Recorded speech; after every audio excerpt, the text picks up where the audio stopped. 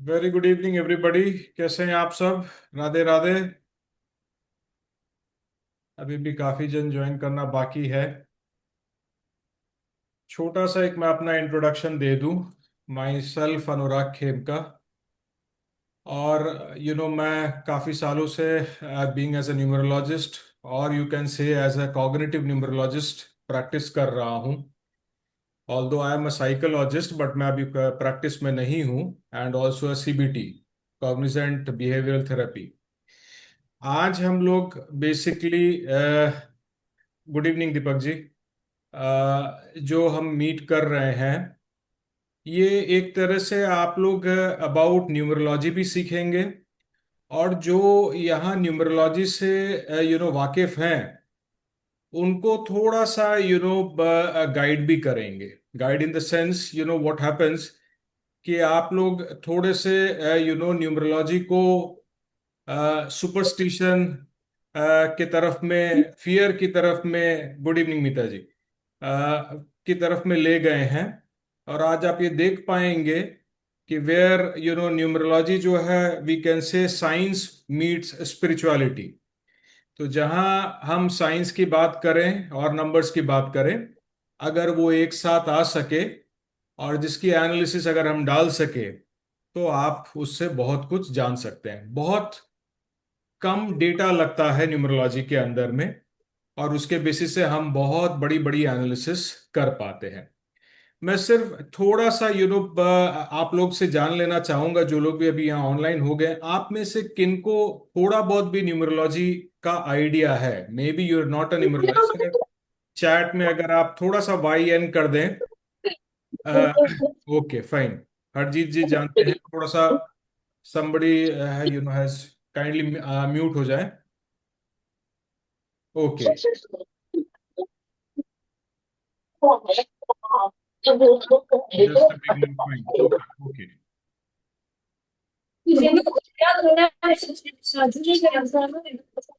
Please kindly mute हो जाए, otherwise मेरे लिए थोड़ी सी डिफिकल्टी आ जाएगी। Who is already on? Yes yes yes, okay fine. तो इट्स गुड टू हियर कि बहुत जन हैं जो बिगनर हैं, लेकिन उनको थोड़ा बहुत भी न्यूमरोलॉजी का आइडिया है करके। तो it's it's a good sign कि आप लोग इसकी रुचि रखते हैं। You have gone through with it करके। चलिए, हम लोग टाइम वेस्ट नहीं करेंगे because we have to go through with lot of thing. अच्छा okay. All numerology. Harjeet ji, आपके लिए आज थोड़ा सा मैं कह सकता हूँ थोड़ा सरप्राइजिंग वाला पार्ट रहेगा, वेयर आप ऐसा कुछ सीखेंगे जो आप अभी तक के अंदर में न्यूमरोलॉजी के अंदर में नहीं देख पाए हैं। So that would be the part of mind. Let us begin.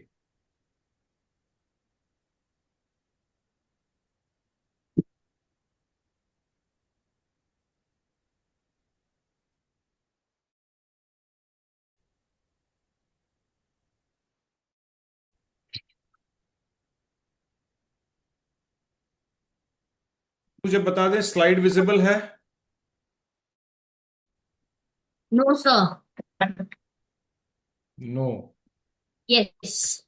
It is okay. ठीक है। नाउ मैं बेसिकली न्यूमरोलॉजी के पास्ट हिस्ट्री के बारे में ज्यादा आप लोगों को नहीं बताऊंगा करके। Will let us not waste time with it. मुझसे सबसे पहले ग्रुप के अंदर में एक जन ने पूछा था कि सर, ये कॉग्निटिव न्यूमरोलॉजी क्या है, व्हाट इज कॉग्निटिव न्यूमरोलॉजी करके। तो आप कॉग्निटिव न्यूमरोलॉजी, अगर हम न्यूमरोलॉजी की बात करें, तो न्यूमरोलॉजी का एक सिंपल सा है कैलकुलेशन यूजिंग नंबर्स। एक सीधी सी बात हम जान लेते हैं कि जहां नंबर्स इन्वॉल्व है। कॉग्निटिव क्या है? कॉग्निटिव जहां पर मैं थोड़ा बहुत भी, आप सिंपल में साइकोलॉजी या माइंड, जो आपके कॉग्निशन बिहेवियर को बोलते हैं, या माइंड को पकड़ लीजिए, चाहे वो आपके सबकॉन्शियस हो चाहे वो कॉन्शियस माइंड हो, हम उतने थ्योरी में नहीं जाएंगे, आपका ये माइंड। तो हम अगर किसी तरह से आपके माइंड और नंबर्स को अलाइन कर दें, तो ये जो स्टडी है कॉग्निटिव न्यूमरोलॉजी के बेसिस पे निकलेगी। माने हमारा काम है एनालिसिस करना और अलाइनमेंट करना। न्यूमरोलॉजी क्या है? मैं अगर न्यूमरोलॉजी एक सिंपल में बात करूं, 4A है। ये आप एकदम बांध कर रख लीजिए, इसके बाहर मत निकलिएगा। 4A है, क्या है? पहला ए है एनालिसिस। अगर आप एज ए न्यूमरोलॉजिस्ट अपने लिए अगर एनालिसिस कर रहे हैं या किसी और के लिए भी अगर एनालिसिस कर रहे हैं, तो भी आपकी एनालिसिस जो है, सबसे पहला पार्ट अच्छे से एनालिसिस होनी चाहिए।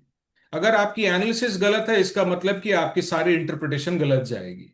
सो दैट मीन्स कि आपकी first being as a numerologist analysis जो है आपकी ठीक आनी चाहिए। सेकंड क्या है? अवेयरनेस।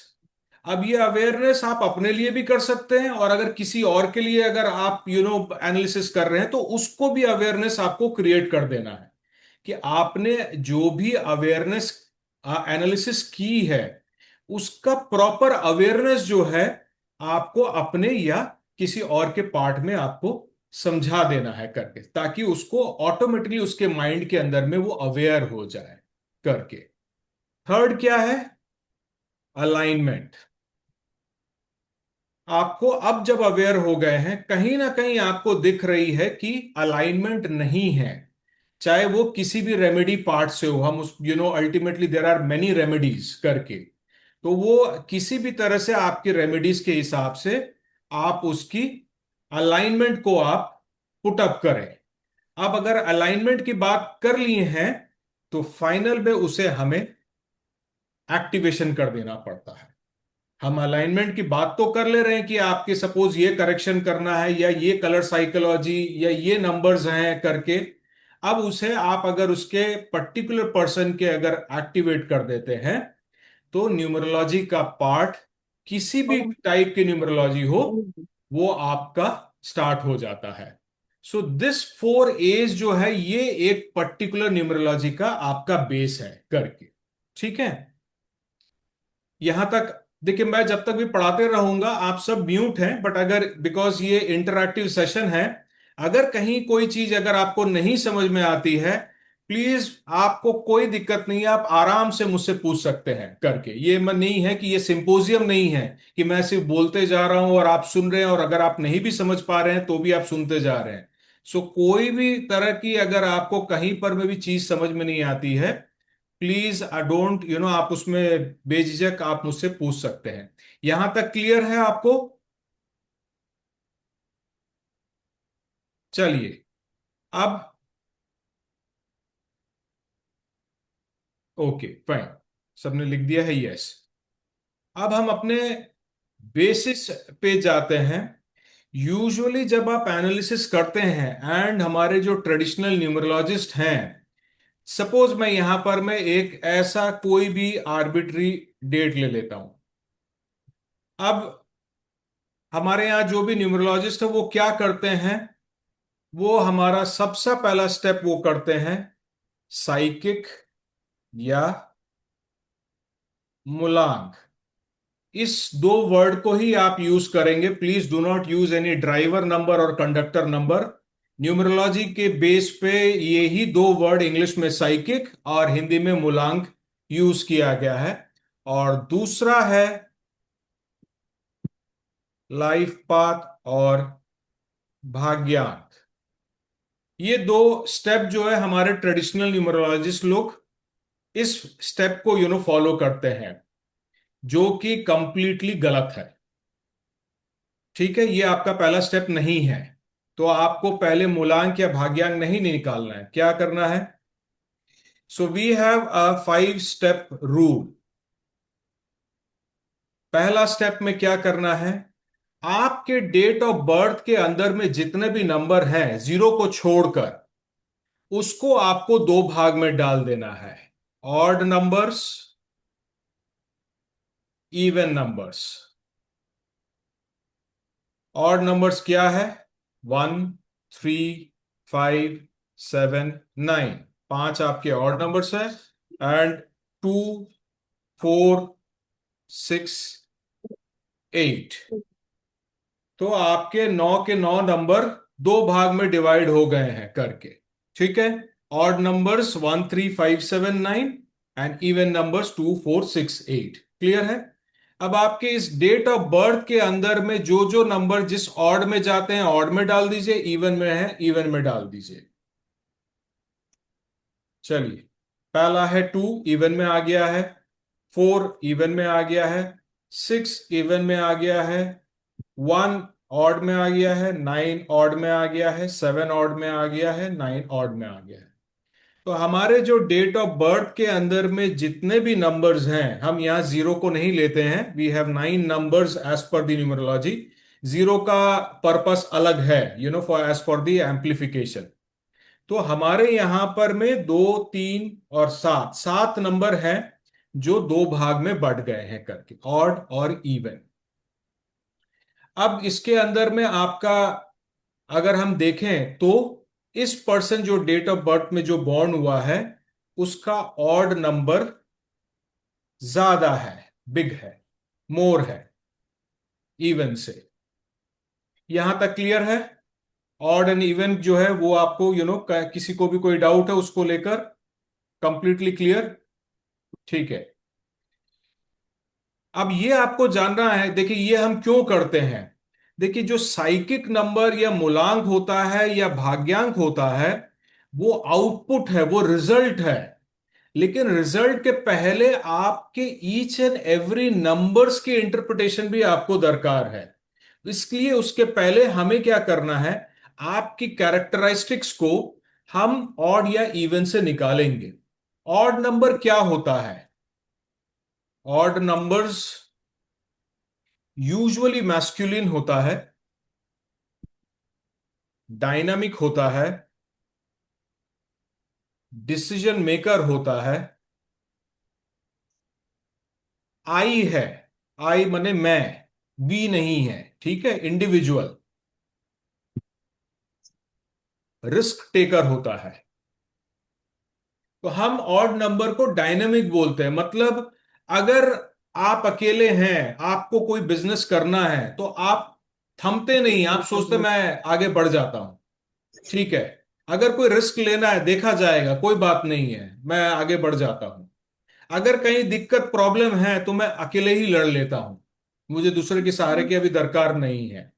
एंड ये थोड़े फास्ट होते हैं, they are fast, fast thinker, fast movement इनके जो है, ये ऑड नंबर्स के अंदर में आते हैं। इवन, अगर हम इवन देख लें तो वो थोड़े से फेमिनिन होते हैं। वी, वी होते हैं, बी माने हम, कोलैबोरेट करके चलने में। बैलेंसर होते हैं, बैलेंस करके चलने में विश्वास करते हैं। मेटेरियलिस्टिक होते हैं, मनी जो है अल्टीमेटली वो पैसा कमाना ठीक जानते हैं, अल्टीमेटली बैलेंस करके। एंड थोड़े से स्लो होते हैं क्योंकि ये एनालाइजर होते हैं, झट से रिस्क के लिए कूदते नहीं हैं, सोच के समझ के पैर रखते हैं। सो दैट इज वाई ये थोड़े से स्लो होते हैं करके, rather than odd numbers being very fast. बताइए, यहां ऑड इवन क्लियर है? किसी को कोई डाउट है यहां तक के मैं समझने में? तो हमारा जो है, हम क्या कर रहे हैं, फर्स्ट स्टेप के अंदर में ऑड और इवन निकाल रहे हैं। ऑड एंड इवन में निकालने के बाद यहां देख पा रहे हैं कि इस पर्सन, जो भी पर्सन है, इनका ऑड ज्यादा है। ऑड ज्यादा का मतलब है ऑटोमेटिकली ये थोड़े से ज्यादा डायनेमिक होंगे करके। यस हरजीत, बताइए। हाँ सर, इसमें जो हमने ओड नंबर निकाले हैं इसमें 9 है, वो 2 बार है, तो फिर ये दोनों बार 3 ओड और 3 इवन ऐसे नहीं हो गया? मैं आपकी क्लियर नहीं, थोड़ी सी वॉइस हरजीत मैं सुन नहीं पाया हूं। हमें ओड नंबर हमने निकाले, हम्म। उसमें तीन बेसिकली आप देखें तो 9 2 बार आ रहा है, तो हम उसको डजंट तीन गिने। मैटर, डजंट मैटर, दो बार आने के बाद भी हम्म। आपको सिंगल सिंगल ही लेना है। क्योंकि ये, अच्छा। देखिए, ये आप समझिए, इसको हम लोग रॉ डिजिट्स बोलते हैं, हम्म। ठीक है। चाहे वो हम्म। 3 बार ही 9 आए, हम्म। एम्प्लीफिकेशन काम तो करेगी, 3 बार भी अगर आ रही है, 2 बार भी आ रही है, उसको हम ग्रिड में बाद में समझेंगे। लेकिन हम्म। जितने भी आपके नंबर्स हैं आपको उसको इक्वली ही डिस्ट्रीब्यूट करना है। अगर सिंगल 9 होता और तीन हम्म। बार अगर 9 है तो वो हम्म। डोमिनेंस फैक्टर में जाती है। आपका वो जो है रिपुटेशन के हिसाब से तो वो और ज्यादा फास्ट होगी, और ज्यादा आपका वो पार्ट लेगा करके। मैं आपको इसको और आपको समझाऊंगा, आप इतने तक समझिए। आपको अभी हम्म। 4 डिजिट्स के हिसाब से चाहे जितने बार भी रिपीट आए, आपको वो रिपीट को भी आपको ऑर्डर इवन में डालने हैं। क्योंकि हमने थर्ड स्टेप में ऐसा लिखा है ना कि ओड नंबर मोर है, क्योंकि 9 तो 2 बार आ गया तो उसको हम दोनों में सेम ही हो गए ना, तो फिर। एनर्जी तो सर डबल हो रही है ना, चाहे 2 बार आए चाहे हाँ। 3 बार आए, उसकी एनर्जी जो हम्म। वाइब्रेशन है वो चाहे हम्म। आपकी 9 1 बार आए चाहे 2 बार आए चाहे तीन, अगर 3 बार भी सेम नंबर आ रही है उसकी एनर्जी डबल होते जा रही है, तो वो इवन से तो ज्यादा हम्म। ही ऑटोमेटिकली वाइब्रेट करेगी। ओके ओके, ठीक ठीक है। है। ठीक है। नाउ ये क्योंकि अभी यही ये क्वेश्चन आ गया है, मैं नेक्स्ट स्टेप के पहले मैं बताता हूं। मैं एक कॉग्निटिव का ही फॉर्मूला है, ये मैं आपको अभी सिर्फ लिखने के लिए बता दे रहा हूं, आप लिख लीजिए। हम इसको थोड़ी देर बाद में एनालिसिस करेंगे।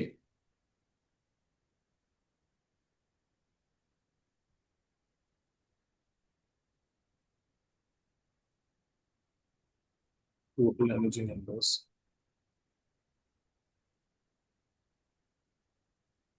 ये जो आप दो डंडी देख रहे हैं ये एब्सोल्यूट वैल्यू बोलते हैं इसको, आप ऐसे ही डंडी बना दीजिए। Total energy, not sorry, not energy, even numbers, I am sorry.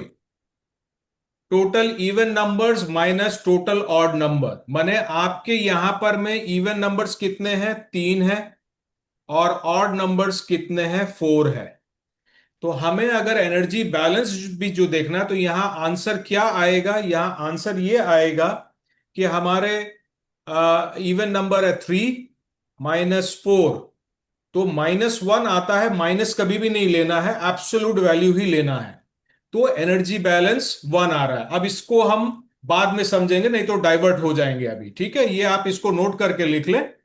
आप एनर्जी बैलेंस को जो है आप इससे ऑटोमेटिकली। यस, टिकम जी आपकी एक कोई क्वेश्चन है, बताइए। Sir, can you hear me?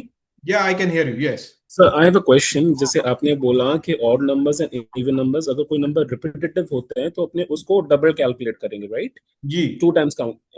ठीक है। तो सर कई बार ऐसा होता है कि जैसे odd numbers and even numbers में अपने गए एंड दोनों ही नंबर्स, जैसे अपने यहाँ पर ऑड नंबर्स की काउंटिंग आ रही है 4 एंड इवन नंबर्स की काउंटिंग आ रही है 3। हम्म। अब जैसे अब अपने एनर्जी बैलेंस पे गए, राइट? राइट तो राइट अगर राइट। अपने यस, आप जो क्वेश्चन कर रहे हैं वही एनर्जी बैलेंस फॉर्मूला को ही हम उसको बाद में समझ के समझेंगे कि उसमें अगर डिफरेंस 0 अगर आ रहा है, 1 आ थैंक यू। रहा है, 4 आ रहा है, तो उसका क्या मतलब है राइट, करके। यही पूछना था मुझे। Right, so that is why thank you. Cognitive के ये जो फॉर्मूलाज हैं, ये आपको एनालिसिस करने के लिए सिर्फ फॉर्मूला डालने से ही आप बहुत फटाफट कर पाते हैं करके।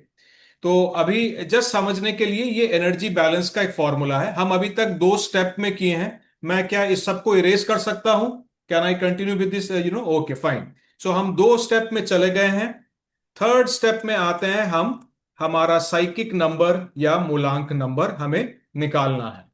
तो हमारा साइकिक और मूलांक नंबर जो होता है वो आपका डे, डेट ऑफ बर्थ का डे। डे क्या है? 24। तो 24 को हम क्या करते हैं, हम इसे सिंगल डिजिट में कन्वर्ट कर लेते हैं। आप जब भी अगर मूलांक और साइकिक लिखेंगे आप 24/6 ही लिखेंगे, आप 6 नहीं लिखेंगे। क्योंकि जब आप एक ट्रेंड न्यूमरोलॉजिस्ट हो जाएंगे, आप ये भी एनालाइज कर पाएंगे कि आपका क्या कंपाउंड नंबर है जो आउटपुट की तरफ में जा रहा है करके। So you should always right 24/6। ठीक है, ये आपका जो भी नंबर है डे का जो भी आएगा वो आपका ऑटोमेटिकली आपको उसको ऐड करके एक सिंगल डिजिट में ले आना। अगर यहां 24 के बदले अगर 6 होता तो आप यहां पर में सीधा 6/6 लिख देते हैं, या सिंपल 6 भी आप लिख सकते हैं, जिससे आपको पता चल जा रहा है कि हमारा ये सिंगल डिजिट से ही आया हुआ है कर। साइकिक मूलांक क्लियर है? कोई डाउट है इसमें समझने में? नेक्स्ट स्टेप आ जाते हैं लाइफ पाथ और भाग्यांक। क्लियर? Okay, fine. अब लाइफ पाथ और भाग्यांक में क्या करना पड़ता है, हमें हमारा पूरा डेट ऑफ बर्थ को ऐड कर लेना पड़ता है और एक सिंगल डिजिट में ले आना पड़ता है, एक्सेप्ट जीरो। जीरो की क्योंकि वैल्यू यहां पर में कोई चेंज नहीं होगी, आप जीरो को चेंज कर सकते हैं। तो हम क्या करेंगे, हम एक एक करके वैल्यू को ले लेंगे।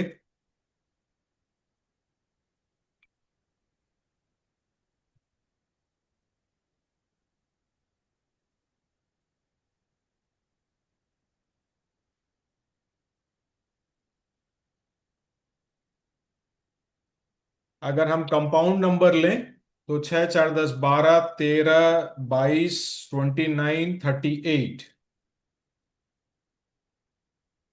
तो हमारा ये कंपाउंड नंबर हमारे पास में आ गया है करके। ठीक है, और इससे हम सिंगल डिजिट 2 में आ गए, तो हमारे पास में मूलांक 6 आ गया है और भाग्यांक 2 आ गया है।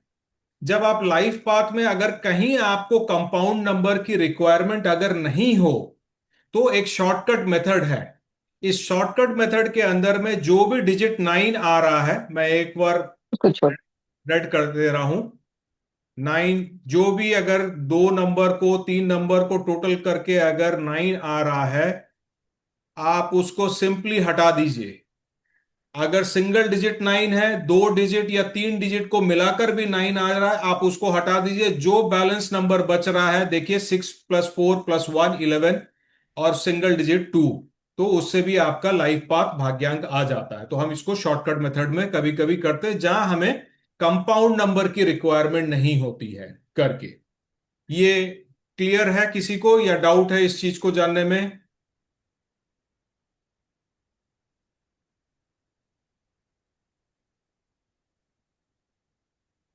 क्लियर है?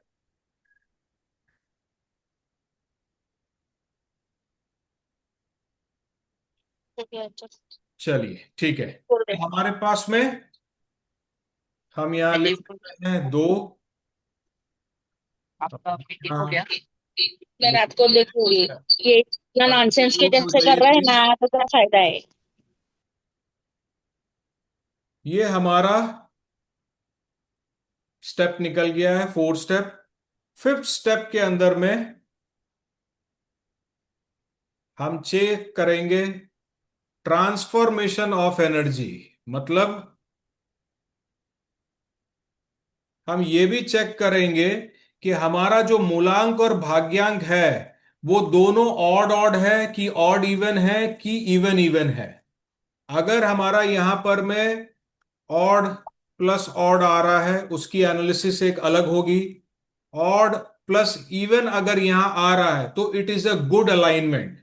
अगर दोनों में से कोई भी अगर एक ऑड है और एक इवन नंबर है, इट दोनों की exchange of energy is quite good. और अगर कहीं दोनों में इवन इवन या दोनों ऑड ऑड आ रहा है, तो इसका मतलब है कि एक की तरफ में अलाइनमेंट नहीं होके आपकी एनर्जी एक की तरफ में ज्यादा है करके। और जिसके हम ऑड और इवन के बारे में हमने आपको लिखाया है, आप उसके हिसाब से भी एनालिसिस कर सकते हैं। तो ये हमारा फर्स्ट 5 स्टेप रूल है।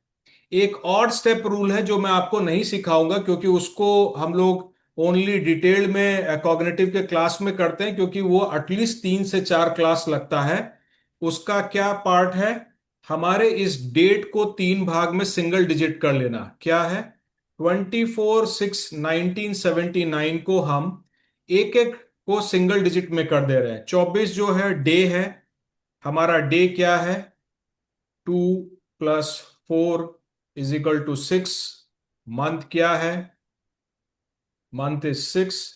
एंड ईयर है 1 + 9 + 7 + 9, which comes to 18 25 8। 26, which comes to 8। तो हम इसकी जो एनालिसिस है, ये बहुत बड़ी एनालिसिस है, जहां हम यहाँ साइड में 6 6 8, इस तीन अल्टीमेटली जो नंबर हैं, डे से मंथ, मंथ से ईयर, इसकी एक एनालिसिस करते हैं करके। और ये जो एनालिसिस मैं आपको थोड़ा सा शॉर्ट में समझा दूं, क्योंकि डे आपके मंथ और ईयर से थोड़ा फास्ट मूवमेंट है, तो फास्टर आपका चेंज होता है। So that is the fast numbers जो अगर उसमें रहते हैं तो फास्ट डिसीजंस या लाइफ के पार्ट जल्दी जल्दी करते हैं। अगर स्लो नंबर्स होते हैं तो उसके अंदर में again there are some changes. Month उससे थोड़ा स्लो है, उसे हम कॉन्शियस नंबर बोलते हैं करके, और ईयर उससे भी ज्यादा स्लो है, जिसको हम सबकॉन्शियस माइंड नंबर बोलते हैं। तो इसे अभी आप मत जानिए, बिकॉज आप में से अभी यहां पर में मैक्सिमम ही बिगनर्स हैं। इसको अगर आप अभी करेंगे तो कंफ्यूज हो जाएंगे। So this also what we do, कि हम ग्रिड बनाने के पहले पहले इन सारे चीजों की एनालिसिस करते हैं करके। तो ये 5 स्टेप रूल क्लियर है आपको? मैं थोड़ा फास्ट जा रहा हूं क्योंकि फिर आज हम ग्रिड को कंप्लीट कर लेना चाहते हैं, इसीलिए। ओके। सर प्लीज ये 5 रूल एक बार रिपीट कर दीजिए। अच्छा सीमा जी, मैं कर देता हूँ। ओके फाइन, चलिए मैं फास्ट फास्ट एक बार कर देता हूँ। पहला रूल है, आप ऑड नंबर पहले निकाल लीजिए। सेकंड है, इवन नंबर निकाल लीजिए।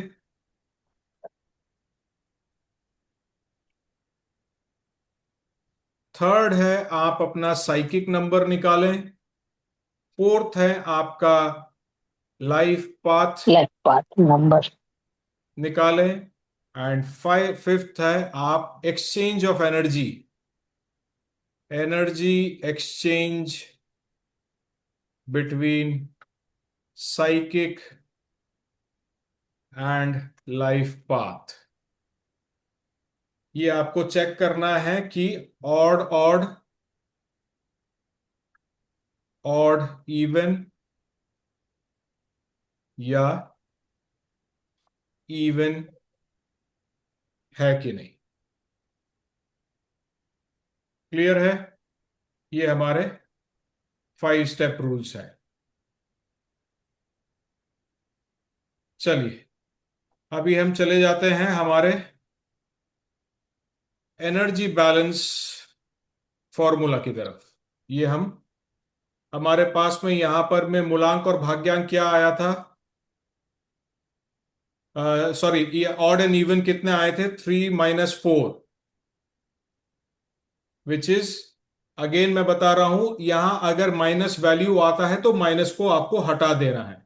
आप ध्यान रखिएगा, अगर आपका नंबर 0 to 1 है इस फॉर्मूला में, इट इज आपका परफेक्ट अलाइनमेंट है। अगर इस फॉर्मूला में एनर्जी बैलेंस में अगर आप 0 to 1 अगर आपके रिजल्ट आते हैं, it is a quite a good perfect alignment. 2 to 3 अगर आपका आता है तो मॉडरेट मिस अलाइनमेंट है। 4 to 5 आने से स्ट्रॉन्ग मिस अलाइनमेंट है। और अगर कहीं 5+ अगर आपका आंसर आ जाता है तो पूरा डिस्टॉर्टेड है।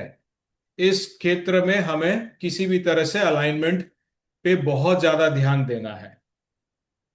तो कोई भी एक नंबर अगर आपका ऑड ज्यादा है या एक या बहुत ज्यादा इवन की तरफ में है, क्योंकि ये बहुत 5+, मैंने जितने भी एनालिसिस किए बहुत क्लाइंट्स के आते हैं जिनमें बहुत ज्यादा 1 है, बहुत ज्यादा 9 है, तो ऐसा नंबर्स निकलता है। तो ये आपकी एनर्जी बैलेंस जो है एक के तरफ पे है, तो बैलेंस नहीं है। अगर बैलेंस नहीं है तो हमें दूसरे से बैलेंस करना पड़ता। मॉडरेट। क्या करना पड़ता? अगर सपोज इवन बहुत ज्यादा है तो हमें odd distort. Working style distort. से, ऑड वर्किंग स्टाइल से हमें यूजुअली जो है 1, 3, ये दो नंबर को जो है हमें एक्टिवेट करना पड़ता है। और अगर ऑड बहुत ज्यादा है तो इवन में, इवन वर्किंग स्टाइल से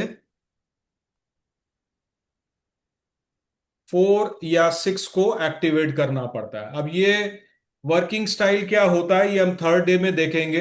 हर समय आपको अपने नाम को चेंज करना कोई जरूरी नहीं है। ये जो आज आप फटाफट अपने नेम को करेक्शन करके बोलकर अलाइनमेंट कर दे रहे हैं, उसकी कोई ऐसी बहुत बड़ी रिक्वायरमेंट नहीं है, Even working. अनलेस आपका कोई Odd. बहुत ज्यादा डिस्टॉर्टेड Even नहीं। working still 4.6. somebody is you know right, तब तक हम नहीं कहेंगे कि आपको नेम उस तरह की कोई भी आपको चेंज करने की दरकार। There are many remedies, very simple remedies, जिसके थ्रू से भी आप अलाइन कर सकते हैं करके। ठीक है,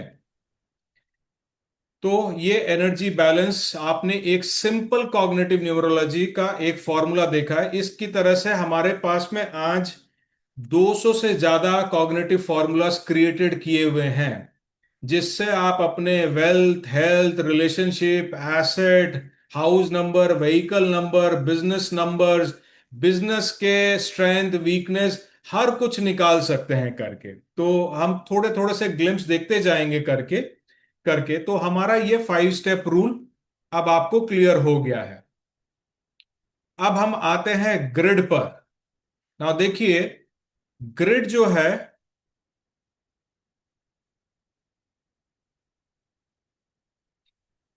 अभी तक आप लोग 3 तरह के ही ग्रिड देख चुके हैं। एवरी ग्रिड इज 3 by 3, क्योंकि 9 डिजिट्स हैं तो आप उसी के हिसाब से कोई ना कोई जो है ग्रिड बनाते हैं। बट ग्रिड खाली 3 by 3 नहीं होते हैं, ग्रिड 1 by 1 से शुरू होकर 9 by 9 तक जाते हैं। तो 9 by 9 ग्रिड क्या होता है वो भी हम आपको दिखाएंगे। और उसके थ्रू से जो है उसे हम वैदिक यंत्र, जितने भी वैदिक यंत्र है, हम उसे सीखेंगे नहीं, बट उस उससे हमारा जितना भी वैदिक यंत्र है, प्राचीन काल के अंदर में टेम्पल्स, इवन मॉस्क भी जो है, उसके मंडाला स्ट्रक्चर जो है वो उस 9 by 9 ग्रिड से बने हैं। ये 9 by 9 ग्रिड्स कुछ नहीं है, it is just a multiplication of 1 to 9। तो 1 से लेकर 9 के जो आपके टेबल्स हैं उसको सिंगल डिजिट के अंदर में क्रिएट किया गया है, और उसके थ्रू से वैदिक यंत्र बनते हैं।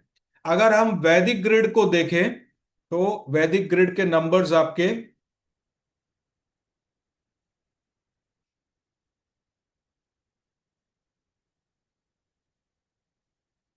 ये आपके फॉर्मेशन में होते हैं वैदिक। अगर हम लोशु देखें,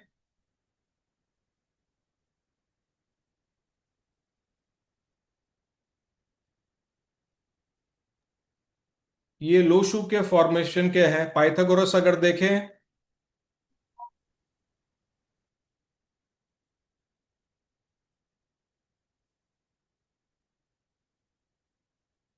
और आज हम जो देखेंगे कि ये 3 ग्रिड से भी ज्यादा आप अगर एनालिसिस करना चाहेंगे तो उसको हम कहते हैं IPO cognitive, input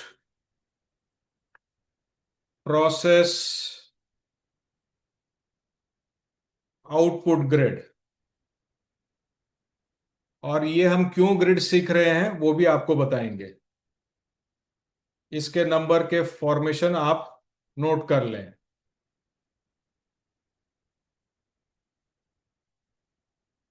input, process, output, ये आपका अगर नोट हो जाए तो बताइएगा, मैं फिर इसको थोड़े से बड़े के हिसाब से मैं आपको समझाना शुरू करता हूं।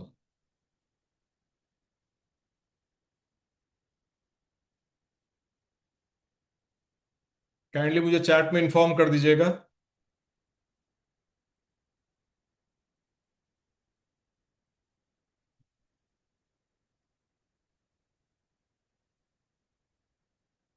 हमारे यहाँ पर में मैक्सिमम जो है वैदिक या लोशु ग्रिड को ही फॉलो करते हैं। पाइथागोरस वेस्टर्न और यूरोपियन कल्चर है, तो वहाँ पर में पाइथागोरस ग्रिड का काफ़ी यूज होता है। और हमारे यहाँ के न्यूमरोलॉजिस्ट पता नहीं, मैक्सिमम टाइम ये वैदिक और लोशु को लेकर उनका टग ऑफ वार रहता है कि वैदिक बेटर है, लोशु बेटर है, इसको करना चाहिए, उसको करना चाहिए। तो ऐसा कुछ नहीं है, आप किसी को भी लेकर आप एनालिसिस अगर करना चाहें आप कर सकते हैं करके। चलिए ठीक है। सो मैं ये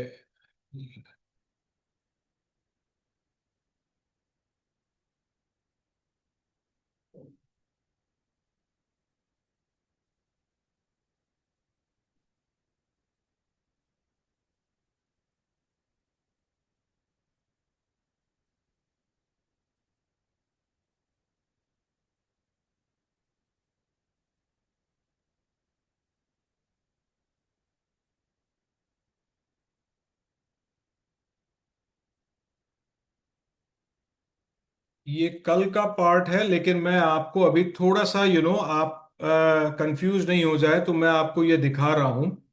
देखिए, आपको ये समझना पड़ेगा कि हम यूजुअली न्यूमरोलॉजिस्ट जिनकी एनालिसिस करते हैं, मेजरली जो एज है वो 30+ में है, 30 साल के ऊपर में है, जिनका हम एनालिसिस यूजुअली करते हैं। 30 से कम का भी करते हैं। बट आप ये समझिए कि ये जो तीनों ग्रिड बना है, वैदिक ग्रिड, लोशो ग्रिड और पाइथागोरस या कोई भी ग्रिड, उसके अंदर में एक फ्लॉ है जो ऑटोमेटिकली किसी भी न्यूमरोलॉजिस्ट ने नहीं निकाला। उस ग्रिड के अंदर में भी हम मूलांक और भाग्यांक के नंबर को भी उसमें डाल देते हैं। वो कंप्लीटली गलत है। क्यों गलत है? क्योंकि जो आपका, अगर मैं एक हम अगर एक ये डेट लेते हैं, आप समझिए, ये जो ईच इंडिविजुअल नंबर है, इसकी एक कैरेक्टरिस्टिक है। ये क्या है? ये इंटरनल इनपुट देती है आपको। माने जब आप इस तारीख को जन्म ले रहे हैं, उस समय आपका ना मूलांक एक्टिवेट है, ना भाग्यांक एक्टिवेट है, ना कोई नामांक एक्टिवेट है। एक्टिवेट क्या है? ये इंडिविजुअल नंबर एक्टिवेट है। ये पर्टिकुलरली आप इसी डेट को जो बॉर्न हुए हैं, इस डेट में इस नंबर्स के हिसाब से आपकी पर्सनालिटी आप आहिस्ते आहिस्ते क्रिएट करते हैं। आपकी 2 की जो पर्सनालिटी है वो आप क्रिएट करते हैं, 4 की पर्सनालिटी, 6 की, 1 की, 9 एम्पलीफिकेशन की, 7 की। जब ये क्रिएट होना एटलीस्ट आप पकड़ ले 40% हो जाता है, तब आपका साइकिक नंबर मूलांक वो एक्टिवेट होना शुरू होता है। वो पहले फर्स्ट साइकिल, हम फर्स्ट साइकिल, हर साइकिल को 9 इयर्स बोलते हैं। साइकिल जो है न्यूमरोलॉजी में, each cycle is of 9 years. पहला 9 साल आपका कोई भी आउटपुट नंबर एक्टिवेट नहीं होता है। याद रखिएगा, 3 नंबर हैं जो आपके सबसे ज्यादा इंपॉर्टेंट हैं: psychic, life path, expression. Expression को हम नामांक बोलते हैं, जो आपके नाम के स्पेलिंग से हम निकालते हैं। दिस 3 आर दी मेजर, जिसको हम कॉग्निटिव ट्राइंगल भी बोलते हैं। इसके डोमिनेंस के बारे में कल हम लोग ज्यादातर पढ़ेंगे। तो आप पहले 9 साल के अंदर में अल्टीमेटली ईच नंबर आपके ऑटोमेटिकली आप क्रिएट कर रहे हैं। ये आप अगर देखेंगे इसमें, तो आपके रॉ डिजिट 12 साल के उम्र तक के अंदर में बहुत हाई हैं, जो आपके डेट के हैं। यहां तक आप देखिए, आपका मूलांक नंबर अभी तक एक्टिवेट नहीं हुआ है। 9 के बाद, एक साइकिल के बाद थोड़े थोड़े एक्टिवेट होना शुरू हो जाता है। 13 साल की उम्र से लेकर 25 साल की उम्र तक में आपका मूलांक बहुत ज्यादा हाई रहता है, एक्टिवेट रहता है करके। फिर वो स्लोली स्लोली करके कम होने लगता है। क्यों कम होने लगता है? क्योंकि जो आपके रॉ डिजिट नंबर हैं, ये जो नंबर हैं, ये नंबर आपके पर्सनालिटी में सबमर्ज कर जाते हैं। सबमर्ज का मतलब ये है कि आप अगर मोटा मोटी देखेंगे यहां पर में, अगर 35-36 साल की उम्र में, 35-36 साल के उम्र के बाद में आपको ये रॉ डिजिट की एनालिसिस करने की कोई दरकार नहीं है। Once you cross the age of 36, ये कैरेक्टरिस्टिक्स के हिसाब से आपके ऑलरेडी पर्सनालिटी में चले गए हैं। हमें तब क्या देखना पड़ता है? हमें तब मूलांक, भाग्यांक, नामांक देखना पड़ता है। मैं इसको एक छोटे से उदाहरण से समझाता हूं। अगर हमारा एक कलर है ऑरेंज, इस कलर के कितने भाग में रेड है, कितने भाग में ग्रीन है और कितने भाग में ब्लू है, ये हमें नहीं पता है। कितने परसेंटेज से आया, हम ऑरेंज को ही जानते हैं, क्योंकि इसकी जो भी डायमेंशन परसेंटेज है, वो कैलकुलेट होकर ऑरेंज में चली गई है। हम ऑरेंज को ही ऑटोमेटिकली आउटपुट में यूज करते हैं। हम ये यूज करते हैं कि 32% ऑफ रेड, 60%। तो रिजल्ट जो है बहुत इंपॉर्टेंट है। अगर हम कहीं एग्जाम पास करते हैं और हमारा 62/100 आता है, तो जब आप किसी कॉलेज में या कहीं पर में भी अगर आप एप्लीकेशन में जाते हैं, तो किस क्वेश्चन में आपका आंसर सही है या किस क्वेश्चन में आपका आंसर सही नहीं है, क्या वो एनालिसिस आपके इंटरव्यू में रहता है, नहीं रहता है। फाइनल आउटपुट से वो एनालिसिस करते हैं कि आपकी नॉलेज क्या है as per the percentage. Same is with this मूलांक, नामांक एंड भाग्यांक। ये तीन इतने मेजर हैं आपके लाइफ में कि आपको जब आपका एक पर्टिकुलर एज, आपको सिर्फ ये नंबर चाहिए। जब आप ग्रिड बनाते हैं, आप ग्रिड में ये सिर्फ ये चेक करते हैं कि किस नंबर का एम्प्लीफिकेशन कितना है। अगर कहीं एक नंबर 5 बार आ गया, 4 बार आ गया, तो वो डोमिनेट बहुत ज्यादा कर रहा है। हम उसको चेक करने के लिए, या आपने पहले अपने 15-20 साल में किस तरह की पर्सनालिटी को क्रिएट किए हैं, कहीं लूप तो नहीं चल रहा इमोशन का कोई, तो उसको रेक्टिफाई करने के लिए हम ये ग्रिड को करते हैं। इसीलिए इस ग्रिड के अंदर में से मैं अगर पकड़ के चलूं कि इस पर्सन का यहां पर में मूलांक 6 आया था, और हम अगर ग्रिड में यहां भी एक नंबर है 6 और उसके पास में भी एक 6 लिख दें, दोनों की पावर एनर्जी समानता नहीं है। Where you are doing a wrong analysis. एक रॉ डिजिट का 6 नंबर और एक मूलांक या भाग्यांक का 6 नंबर निकलने की एनालिसिस कंप्लीटली अलग है। इसकी पावर बहुत ज्यादा है करके करके ये अगर आप चाहें तो मैं आपको, आप ये नोट कर लें कि आपके जो नंबर की हायरार्की एज परसेंटेज, मैं आपको ये बता देता हूं। ये यूजुअली मैं हमारे पेड क्लास में बताता हूं। सबसे पहला है लाइफ पाथ नंबर इंपॉर्टेंस के हिसाब से। माने अगर मैं 100% पकड़ूं, तो ये मोटा मोटी आपके लाइफ में 28% तक आपका इस नंबर की इंपॉर्टेंस है। सेकंड है आपका साइकिक नंबर, जो कि है मूलांक। ये मैं हायर से लोअर में जा रहा हूं करके। थर्ड है आपका एक्सप्रेशन, जो है आपका नामांक। फोर्थ है आपका सोल अर्ज नंबर। ये में भी आप लोग अभी नहीं सीखे हैं, जो न्यूमरोलॉजिस्ट होंगे शायद उनको पता होगा। ये हम नेम न्यूमरोलॉजी के अंदर में सीखते हैं। चौथा, पांचवा, पर्सनल ईयर नंबर। छठा, पिनाकल साइकिल नंबर। सातवां, personality number. Eight, challenge cycle number. और नाइन्थ में आता है आपका यूनिवर्सल ईयर और मोबाइल नंबर। मोबाइल नंबर का इम्पैक्ट आपके लाइफ में मिनिमम है, सबसे कम है। आप पकड़ लीजिए, जो आप मोबाइल नंबर को लेकर इतना आप लोग सब कुछ जो इतनी वीडियो बन रही है, कर रही है, the impact is very very less. Mobile number का काम कम्युनिकेशन फ्लो, करियर के कुछ पार्ट के फ्लो के लिए है, बट मेजरली कम्युनिकेशन फ्लो के लिए हमें मोबाइल नंबर आर्किटेक्चर को करना पड़ता है। So this is the hierarchy करके। इस हायरार्की के अंदर में इसीलिए हमें पहला 3 नंबर पे सबसे ज्यादा ध्यान देना पड़ता है करके। ये क्लियर है? Thank you. देखिए, मेरा काम डिफरेंट सिखाना नहीं है। मेरा काम है, मुझे मैं कोई 20 साल से इस न्यूमरोलॉजी में नहीं हूं। मैं बहुत जन वीडियो बनाते हैं 35-36 साल की उम्र में ही, वो 20 साल से सिखा रहे हैं, 22 साल से सिखा रहे हैं। तो मुझे 5-6 साल हुए हैं and I was very curious about numerology. और इस 5-6 साल में मैंने 30 बुक्स न्यूमरोलॉजी के ऊपर में ही लिखे हैं, क्योंकि एनालिसिस के टाइम में मेरे को इसमें बहुत कंफ्यूजन फेस करना पड़ रहा था।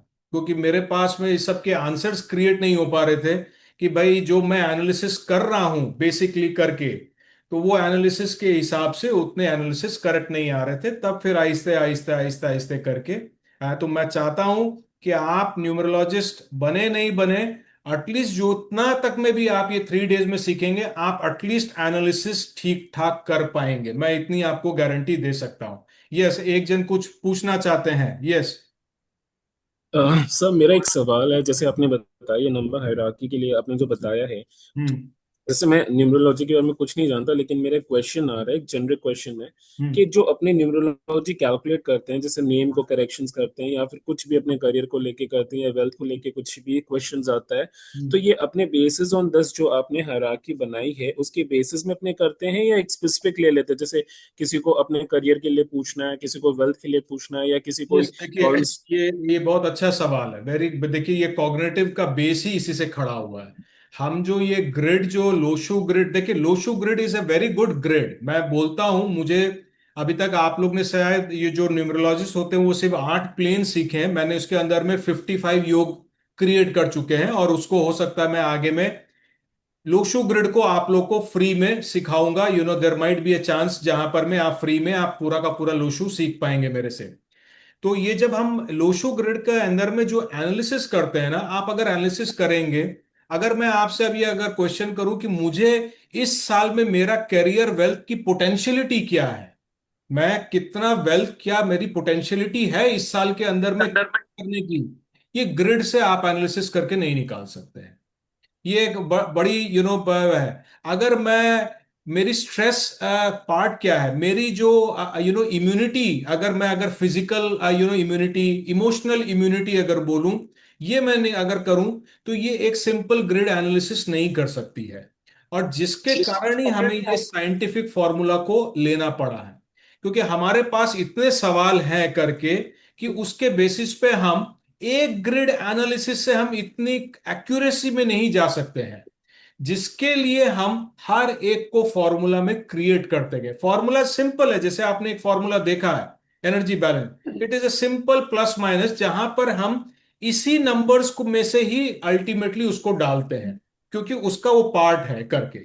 और सबसे अच्छा जो रेमेडी का पार्ट है, जो हम रेमेडीज में करते हैं, जो हम हीलिंग कोड्स बनाते हैं, हमारे यहाँ स्टूडेंट जो टीना हैं, जो उन्होंने भी सीखा हमसे, तो वो हम पर्सनलाइज हीलिंग कोड जो है ना, इस फॉर्मूला के थ्रू से क्रिएट कर देते हैं।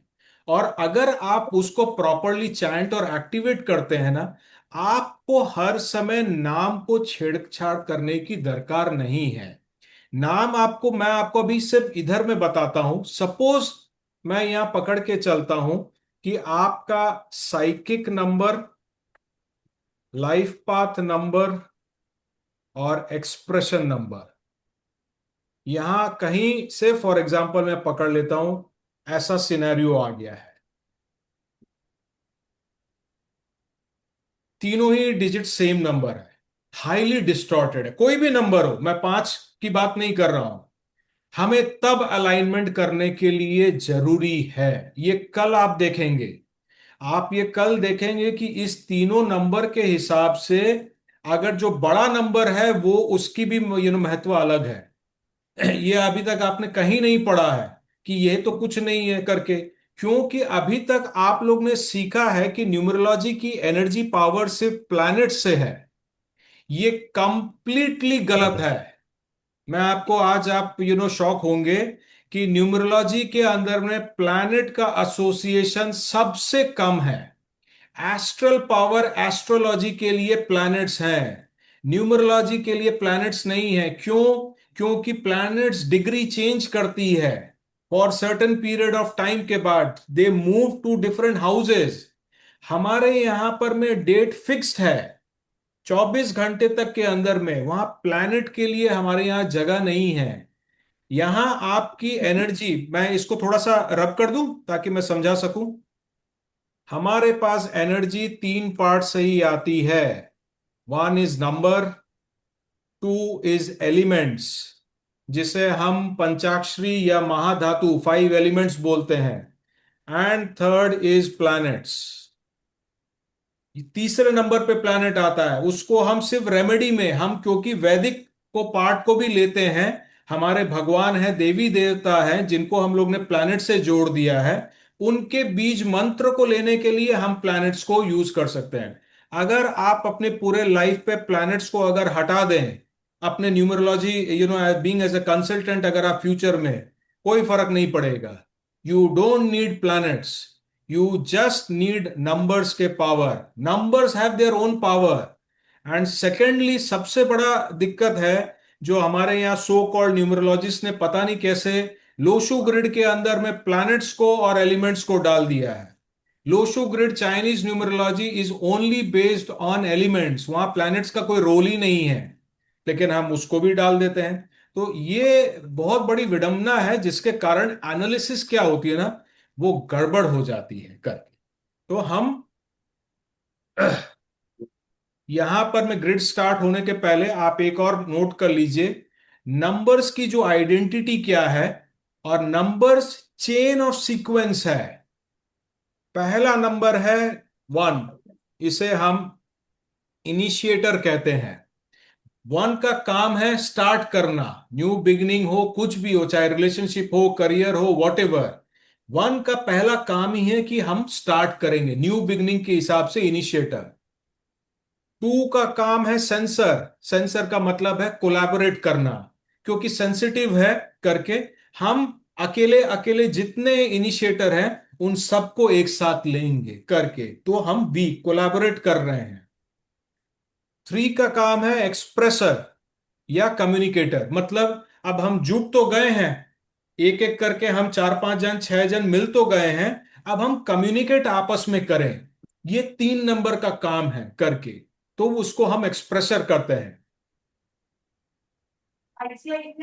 4 का काम है बिल्डर, माने अब हम इतने जन ग्रुप में जमा हो गए, अब हम जो बात कर रहे हैं उसमें कोई एक लॉजिक होना चाहिए, एक फाउंडेशन होना चाहिए, एक स्ट्रक्चर होना चाहिए कम्युनिकेशन में। हम उस स्ट्रक्चर को क्रिएट कर रहे हैं नंबर 4 से। नंबर 5 है अडेप्टर, हम किसी एक ही तरफ की बात नहीं करें, multiple discussion, multiple career, multiple style of चीजों को हम डिस्कस करें। तो ये 5 का काम है, क्योंकि इससे वो मल्टीपल मूवमेंट कर पाते हैं करके। काइंडली थोड़ा म्यूट हो जाइए, तो एक जन म्यूट नहीं है। 6 का काम है एज अ गार्जियन, 6 का काम है गार्जियन, ये एथिक्स, रिस्पॉन्सिबिलिटी, फैमिली रिस्पॉन्सिबिलिटी।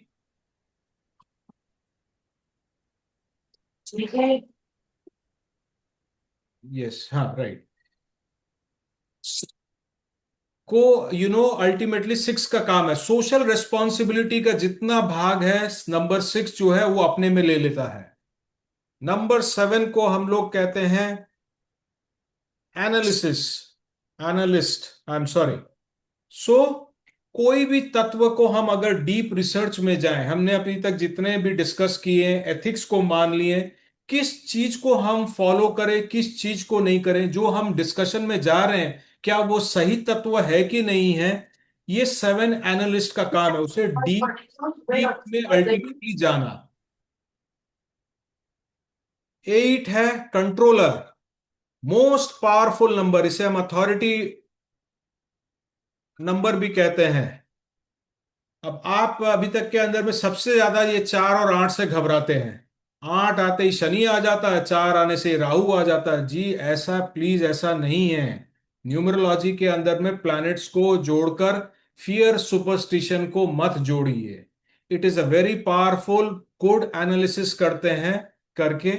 और 9 है इंटीग्रेटर, इंटीग्रेटर का मतलब है विशाल करना। इसका काम है कि हम 1 से 8 तक जो भी हैं, आपने क्या किया है, अगर अच्छा किया है तो उसे बड़ा करना, विजडम क्रिएट करना, इमोशनल डेप्थ को क्रिएट करना। ह्यूमैनिटेरियन वाला पार्ट जो है वो भी 9 का है। तो आप अगर 9 इयर्स के एक साइकिल को भी देखेंगे ना, जब आपका 9वां साल आएगा आपके अपने पर्सनल ईयर में, उसमें भी आप देखेंगे कि 9th ईयर के अंदर में आपके बहुत सारे एस्पेक्ट्स जुड़ेंगे या कटेंगे, या आप कहीं ना कहीं फ्रिक्शन फॉलो करेंगे, ठीक है। तो ये आपके चेन है। क्यों, अगर अगर किसी का नंबर से फॉर एग्जाम्पल में यहां मूलांक में 1 आता और 9 आता है, there is a very big gap. 1 है और 9 है, स्टार्ट है और एंड है, ये चेन साइकिल है। हमें इसके अंदर में अल्टीमेटली कहीं ना कहीं हमें दूसरे साइकिल को भी डालना पड़ता है। ये अभी तक यहां तक जानिए, इससे आगे नहीं, फिर हम मिसगाइडेड हो जाएंगे। कल डोमिनेंस साइकिल में इसको अच्छे से समझेंगे। तो इतने तक में अगर आप 1 से 9 की पावर को समझ जाते हैं, इज इनफ फॉर यू। फिर आप आहिस्ते आहिस्ते आहिस्ते आहिस्ते करके करियर में क्या है, रिलेशनशिप में क्या है, डिसीजन मेकर क्या है, वो हम और डिटेल में जाते हैं। But as a basis beginner numerologist, ये आप इसको अच्छे से बस इसको पकड़ के चलिए। यहाँ don't bring Rahu, don't bring Shani, don't bring Jupiter, don't bring planet, it is not. इनका काम ये फंक्शन है, ये फंक्शन है इस नंबर्स के करके। क्लियर है यहां तक? बताइए, डाउट होना चाहिए आप लोगों का। जो न्यूमरोलॉजी सीखे हैं वो कंफ्यूज तो होंगे थोड़ा सा कि ये क्या चीज आ गया है। टीकम का क्वेश्चन है, हाँ सर बताइए। सॉरी, मेरा दो तीन क्वेश्चन है अभी जी आपसे। बताइए।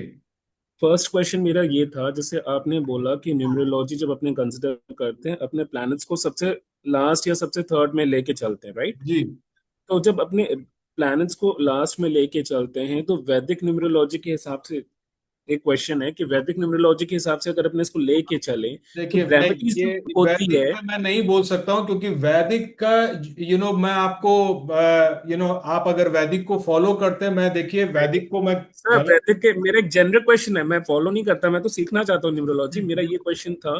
तो जो रेमेडीज होती है अपने रेमेडीज किस बेसिस में मतलब देते हैं अपने यही तो मैंने आपको जो। पहले बताया कि जो कुछ कुछ रेमेडीज, आपने भी पूरा रेमेडीज नहीं देखा, क्योंकि आप जो रेमेडीज देखते हैं वो सूर्य के तरफ से रेमेडी है, या हम्म। मून की तरफ रेमेडी है, या जुपिटर की तरफ रेमेडी है। तो सिर्फ रेमेडी ये नहीं होती है करके। ओके। कॉग्निटिव देखिए आप, मैं आपको एक अगेन, ये थर्ड डे का पार्ट है, मैं उसको अगेन थर्ड डे में समझाने से बेटर रहेगा, नहीं तो अभी आप कंफ्यूज हो जाएंगे। Fair enough. वैदिक तो जो है सेकंड ना, क्वेश्चन ये आ रहा है। वैदिक न्यूमरोलॉजी जो है वो एस्ट्रोलॉजी से ही निकला हुआ है।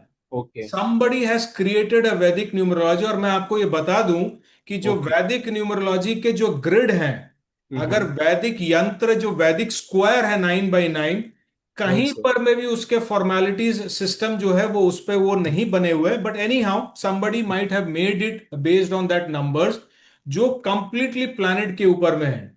तो ओके। इसीलिए वैदिक न्यूमरोलॉजी में प्लैनेट का रोल ज्यादा है, मैं मानता हूं कर।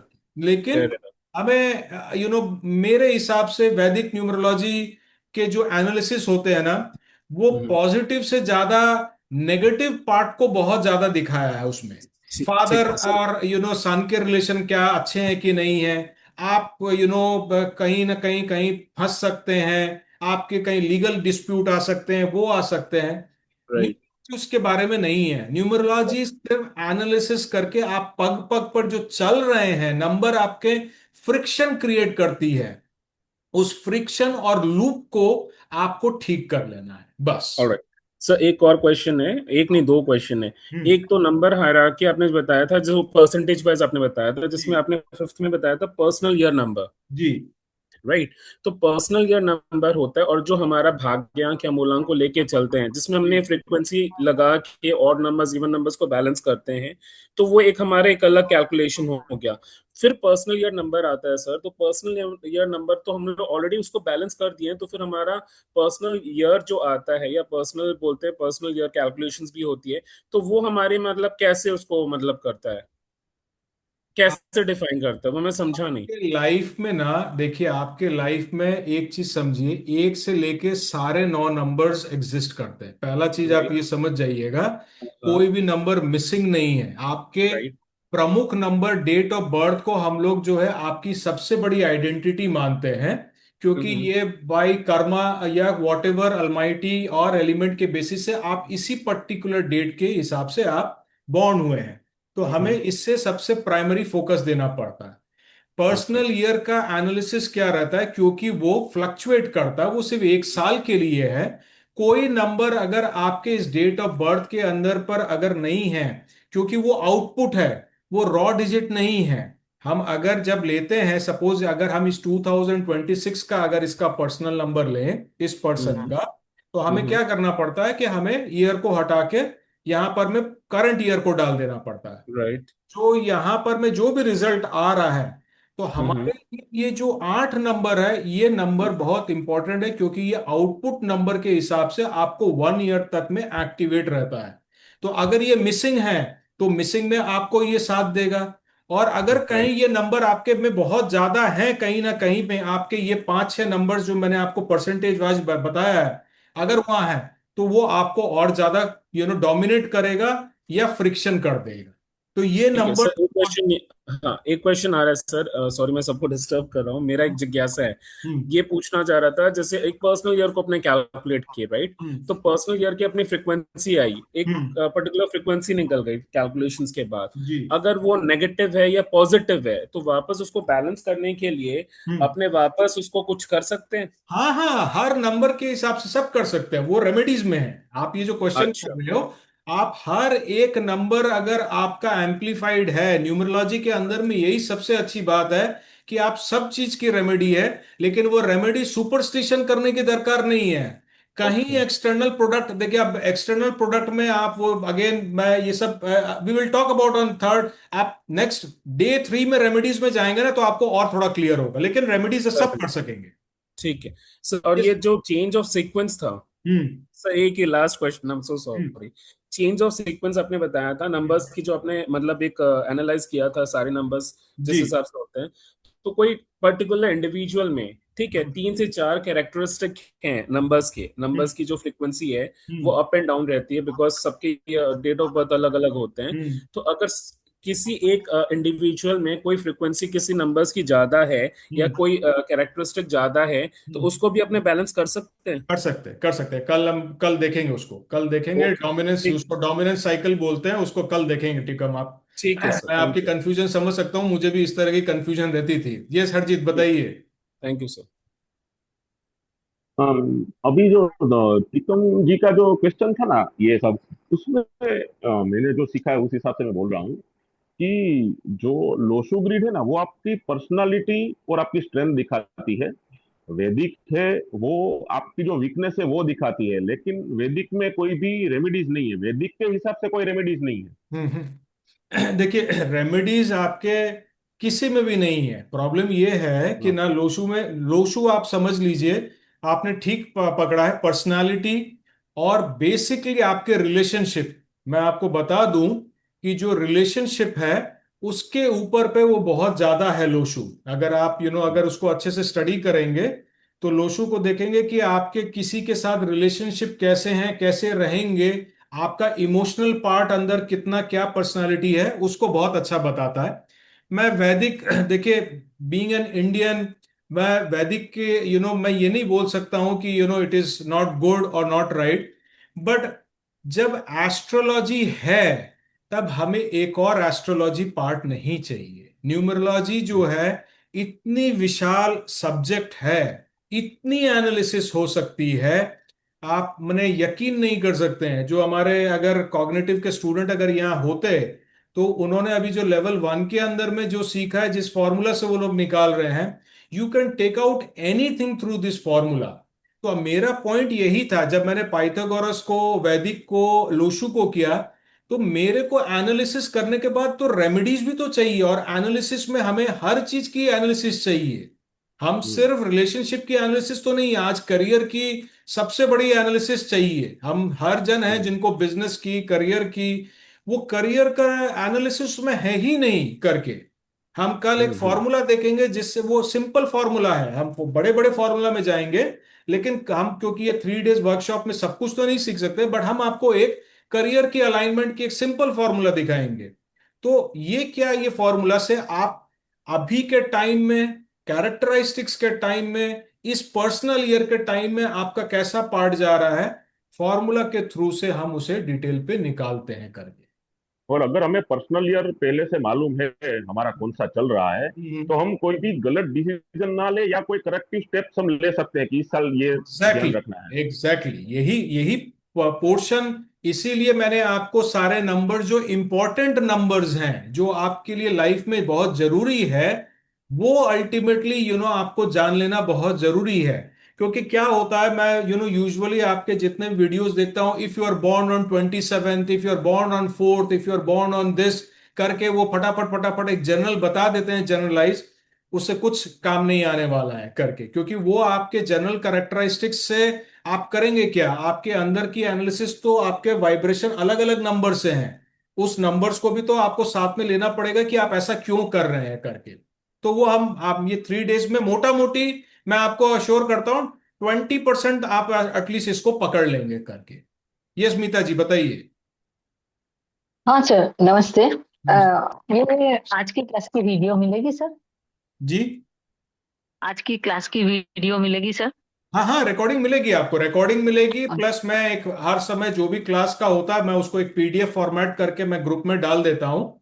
जो आप okay okay, by thank chance you अगर सर। नोट नहीं कर पाए हो या हेन तेन, तो वो पीडीएफ में भी आपको तीनों क्लास में जो जो चीज मैं सिखा रहा हूँ बेसिकली सब आपको पीडीएफ फॉर्म में भी आपको मिल जाएगी। नहीं, और एक चीज पूछना था, चैलेंजिंग नंबर, सोल नंबर सब निकाल के रखना है अपना अपना डेट ऑफ बर्थ का, क्योंकि वो सब हम मैंने किया है। हम्म। सारा वो सब का कोर्स मैंने किया है। तो आई थिंक आपके स्टडी में ये सब की जरूरत जरूर होगी। नहीं, सूर्य सन नंबर की दरकार नहीं है करके हमारे यहाँ हम्म। न्यूमरोलॉजी में सन, देखिए again sun number, moon number, ये जो सोलर कैलेंडर और लूनर कैलेंडर है, क्योंकि हम आज न्यूमरोलॉजी को no, I am Gregorian. Not saying that one sir. I am हाँ, saying about soul number, soul number, soul सूर्य नंबर, अच्छा zero, challenging number. Zero zero yes. Zero. Yes. अभी आपको यहाँ सीखने की दरकार नहीं, क्योंकि देखिए जीरो आप खाली ये जानकर रख लीजिए कि जीरो क्या करती है, जिसके पीछे लगता है नंबर उस नंबर को एम्पलीफाई कर देता है करके, उस नंबर की जो पावर यस। है यस, उसको वो बढ़ा देता है। इंक्रीज करते थे। यस हाँ, थोड़ा फ्रिक्शन करता है जीरो जो है, एटलीस्ट क्या है, वो मूवमेंट में रहती है लूप में, तो कभी ऊपर है कभी नीचे है। तो एम्पलीफिकेशन का कभी स्ट्रेंथ आपको मिल सकता है, कभी वीकनेस मिल सकता है। तो जीरो की यही एक सबसे बड़ी पार्ट है करके। इससे ज्यादा जीरो का और कोई फंक्शन नहीं है करके। Okay, yes. Thank you sir. Fine fine, चलिए आज लगता नहीं है कि हम कॉग्निटिव फ्लो ग्रिड को कंप्लीट कर पाएंगे, चलिए ठीक है। सो ये हमारा फ्लो ग्रिड है। अब मैं ये ग्रिड बनाने का क्या पर्पस है, जब हमारे पास ऑलरेडी तीन तीन ग्रिड है वर्ल्ड के अंदर में, 3x3 के अंदर में, आप वैदिक यंत्र ग्रिड छोड़ दीजिए। हम मेनली जो आपके तीनों ग्रिड में जो हम सबसे बड़ा फ्लॉ देखते हैं, पहला तो ये है कि हम उसमें मूलांक भाग्यांक डाल दे रहे हैं, विच हमें नहीं डालना चाहिए। आपके लाइफ के अंदर में तीन पार्ट है जो वो नंबर्स नहीं बता पाते हैं, उन्होंने बॉडी स्ट्रक्चर माइंड हैन तेन बता दिया। बट मैं जो फील करता हूं वो है कि आपका एक इंटरनल पार्ट, जिसको हम इमोशन पार्ट बोलते हैं, इमोशनल इंटेलिजेंस बोलते हैं। एक आपका थिंकिंग पार्ट जिसको हम प्रोसेस करते हैं, जो आप महसूस अंदर से आपने क्रिएट किया है उसको आप सोच में बदलते हैं और फिर उसे एक्शन में बदलते हैं। इसीलिए इनपुट प्रोसेस और आउटपुट लेयर बनाया हुआ है, जो कि बहुत इंपॉर्टेंट है। तो ये आपके ग्रिड में जब आपके ये सारे नंबर्स आपके रहेंगे, इससे आपको पता चलेगा कि आपके इंटरनल नंबर कौन से हैं जिससे आप फील कर रहे हैं। जो आपका देखिए पहला इनपुट लेयर का जो दिया हुआ है नंबर 279, अगर ये प्लेन आपके ग्रिड में अगर आते हैं, इसको इनपुट लेयर कहते हैं। इसका मतलब है कि आप फील कैसा कर रहे हैं। 2 इमोशन का नंबर है, 9 अगेन इमोशनल डेप्थ का नंबर है, और 7 भी जो है वो आपकी एनालिसिस करती है।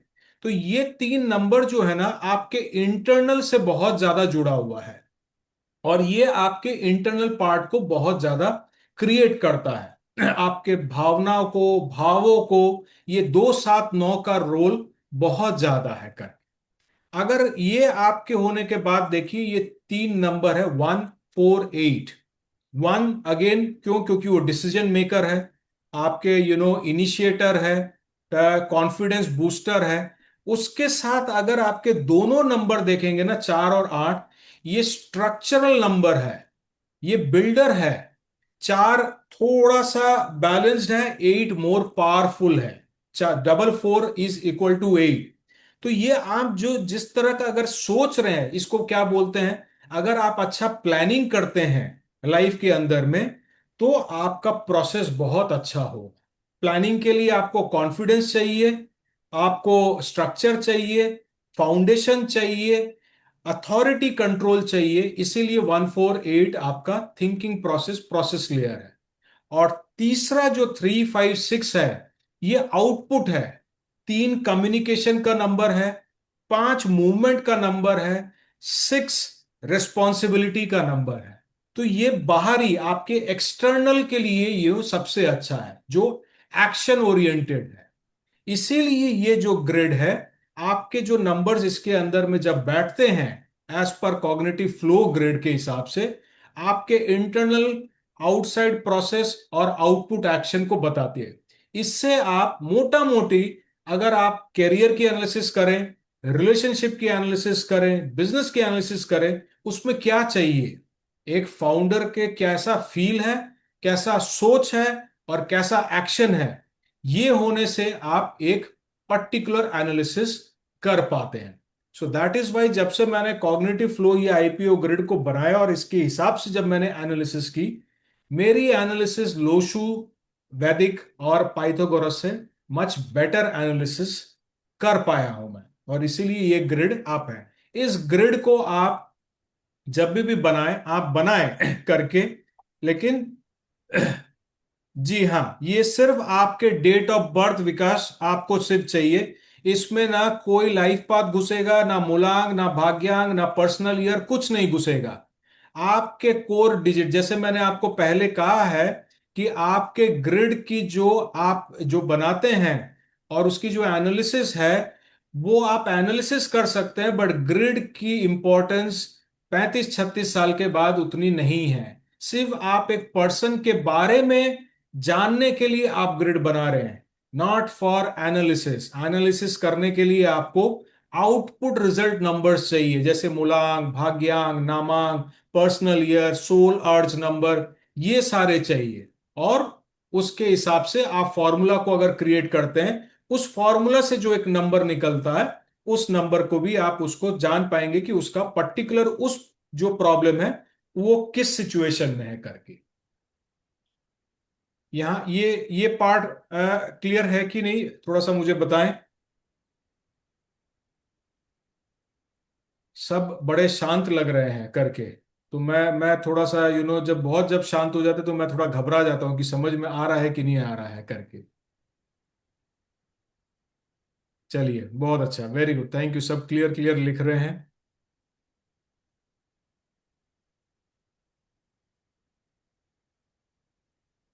Next part. तो हमने अभी तक जो है हॉरिजॉन्टल प्लेन को देखा है करके। अब वर्टिकल प्लेन क्या है?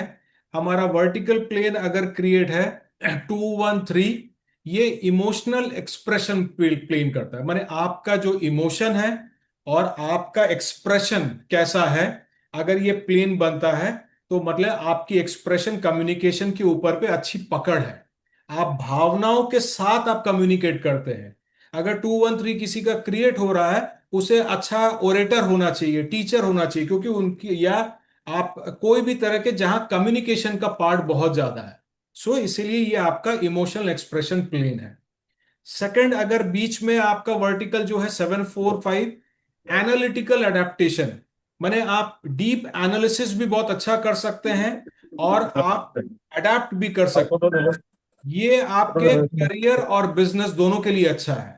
अगर किसी भी पार्ट का अगर आपका ज्ञान अच्छा है, स्ट्रक्चर फाउंडेशन है और आप अडेप्ट भी अच्छा कर सकते हैं, this number is very very good if you are आपके अगर आपको बिजनेस में अगर आप जा रहे हैं करके, तो अगर किसी का ये प्लेन क्रिएट होता है तो बहुत अच्छा। नॉट ओनली बिजनेस, करियर में भी अगर आप, या आपको अगर कोई डीप स्टडी करनी है, you want to get into PhD और एमफिल, या किसी एक चीज की रिसर्च अगर आपको करनी है, तो उसमें भी आप वहां जा सकते हैं करके।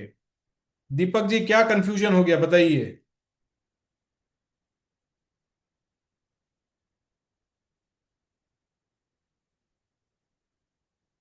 अब थोड़ा ऊपर से जा। जब ऊपर से चला जा रहा है ठीक है, क्योंकि आप बिगनर हैं करके, तो थोड़ा सा इसलिए थोड़ा टाइम लगता है।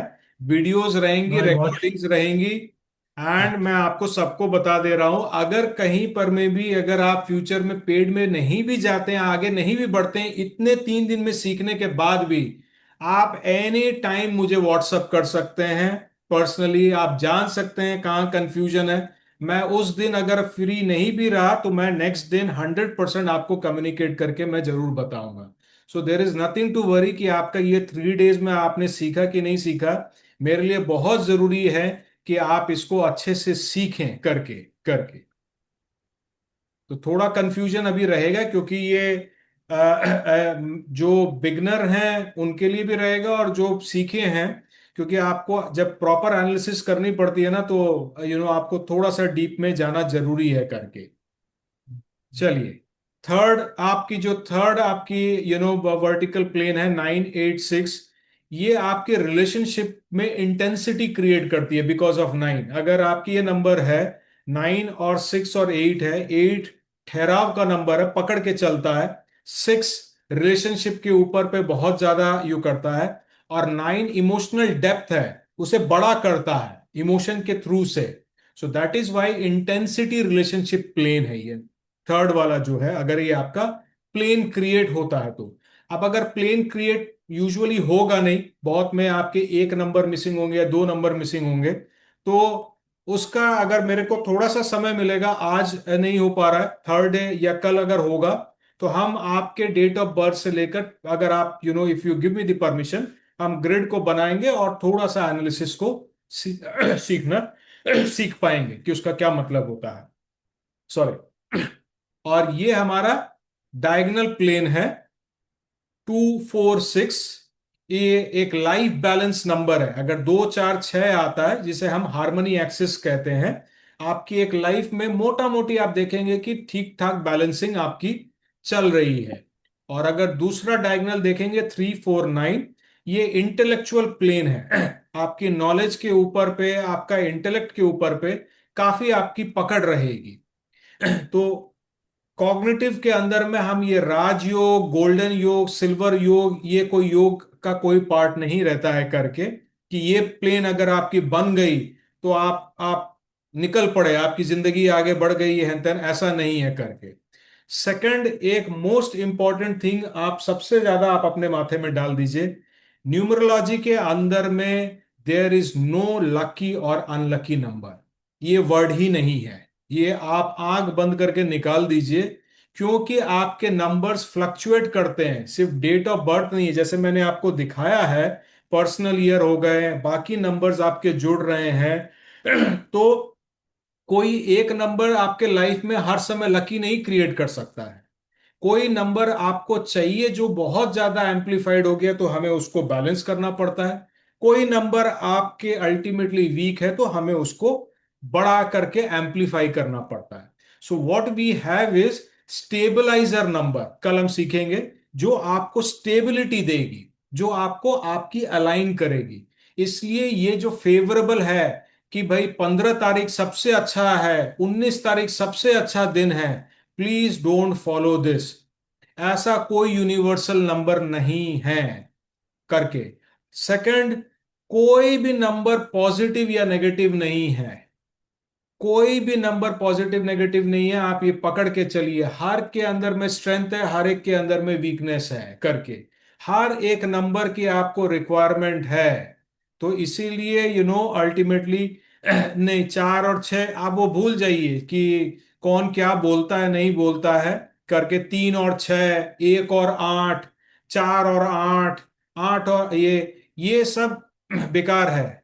पर न्यूमरोलॉजी जो है ना, ये स्ट्रगलिंग नंबर नहीं है प्रीति जी, आंख से निकाल दीजिए। 4 and 8 are not struggling number, they are numbers जो आपको बहुत ज्यादा अल्टीमेटली आपको कुछ देने के पहले ना आपको परिश्रम करवाती है। So that is why what we want, कि एवरी टाइम वी वांट कि हमें चीज फटाफट मिल जाए। They move slow, they want a structure, कि आप अपने लाइफ के अंदर में वो स्ट्रक्चर क्रिएट करें। मैं समझ सकता हूं, आई कैन अंडरस्टैंड कि ये जितने वीडियोस क्रिएट हो गए हैं, ये बहुत ज्यादा अल्टीमेटली कंफ्यूजन में क्रिएट कर देते हैं। But don't worry, don't at all worry. Even मैं आपको बताता हूं, बिजनेसमैन किसी भी तरह से 8 नंबर को एक्टिवेट करते हैं। उन आप देखेंगे बिग बिग बिजनेसमैन, अगर उनका बिजनेस अगर क्रिएट नहीं होता है, तो वो प्रॉपर्टी के नंबर से उसको 8 को क्रिएट करते हैं। 5 और 6, 6 इज नॉट वो आपका लग्जरी नंबर नहीं है। आप ये जो लग्जरी 6 को बोलते हैं, it is something based on your family relationship. आप ब्यूटी से जोड़ सकते हैं, but it is not necessary कि 6 आपको खाली लग्जरी देगा, 5 आपको बिजनेस क्रिएट खाली कर देगा।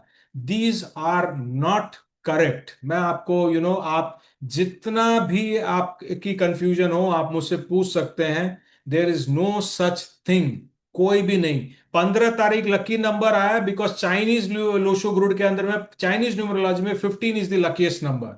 तो जो लोशो ग्रिड को फॉलो करते हैं वो उन्होंने 15 तारीख को लकी नंबर बता दिया है। ऐसा कुछ नहीं है करके, so don't follow all those thing. हमें आउटपुट में देखना है कि आपके नंबर्स के रिजल्ट क्या आ रहे हैं, उससे हमें उसको आपको स्टेबिलिटी में क्रिएट करना है, अलाइन करना है करके। और नेम न्यूमरोलॉजी में नेम करेक्शन हम लास्ट ऑप्शन लेंगे, not first option. We will take as the last option. क्यों? आप ये समझिए, आप किसी का नेम करेक्शन कर रहे हैं 40 साल की उम्र में, 35 साल की उम्र में, 55 साल की उम्र में। Your subconscious and conscious mind आपके न्यूरॉन के थ्रू से आपके माइंड में एक पैटर्न बिहेवियर को रिजिड की तरह क्रिएट कर दिया है। अब आप जब एनर्जी को चेंज करेंगे उस समय में इस बिगर नंबर को, आपको वो एनर्जी आपको क्रिएट करने नहीं देगा, वो फ्रिक्शन की तरह से अटकाएगा। सो यू विल सी, अरे मेरे तो साले प्रॉब्लम्स आने शुरू हो गए हैं नेम अलाइनमेंट अच्छे के बदले में। दिस इज वाई माइंड को नंबर के साथ कनेक्ट करना बहुत जरूरी है। ये जरूरी नहीं है कि आप क्या पहन रहे हैं क्या नहीं है, आप नहीं पहन के भी उस नंबर को एक्टिवेट कर सकते हैं, only through mind, simple way में। थोड़ा टाइम लगता है बट यू विल। मैं एक्सटर्नल और इंटरनल रेमेडी दोनों ही मोटा मोटी बताऊंगा, आपको उसमें दिक्कत नहीं है।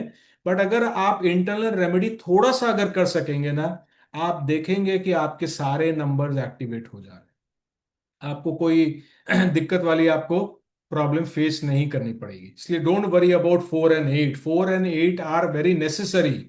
एक स्ट्रक्चर को क्रिएट करने के लिए आपके लाइफ में 4 और 8 की दरकार है। 8 नहीं भी हो तो 4 उससे थोड़ा सा, मैं कह सकता हूं कि उसकी पावर 8 से थोड़ी सी कंट्रोल्ड है। So you should always have 4 somewhere in your number करके। ठीक है। अब थोड़ा सा 10-15 मिनट्स हम लोग फास्ट चल जाते हैं। प्लेन नंबर काउंट मतलब आपके जो प्लेन हैं, ये हम हॉरिजॉन्टल लाइन, वर्टिकल लाइन, जो 3 नंबर के प्लेन हैं, अगर ईच प्लेन में अगर कोई भी नंबर नहीं है या सिर्फ एक नंबर है तीनों में से, तो वो प्लेन आपका वीक है। अगर उस प्लेन के अंदर में if there is no number या कोई एक नंबर ही है, तो वो प्लेन आपका वीक है। अगर प्लेन में 2 नंबर या 3 नंबर प्रेजेंट है, माने 2 नंबर्स आउट ऑफ 3 या 3 नंबर्स आउट ऑफ 3, तो वो प्लेन आपका बैलेंस्ड है। और अगर 4 से 5 बार अगर आपका उस प्लेन में नंबर है, तो वो स्ट्रांग है, वो अच्छा नहीं है। 4 तक ठीक है, 5 इज ऑल्सो नॉट गुड। और 5 से ऊपर में 6, यहां पर मैं गलत आ गया, 5+ अगर हो जाता है, 6 भी आ जाता है, तो वो ओवरलोडेड है। उसे हमें अलाइन करना बहुत जरूरी है, क्योंकि आपके पास सिर्फ 8 नंबर है और 8 नंबर में अगर 5 नंबर कोई एक ही प्लेन में आ जा रहा है, तो इसका मतलब है कि आपके बाकी प्लेन्स वीक जा रहे हैं करके। ये क्लियर है इसको समझने में?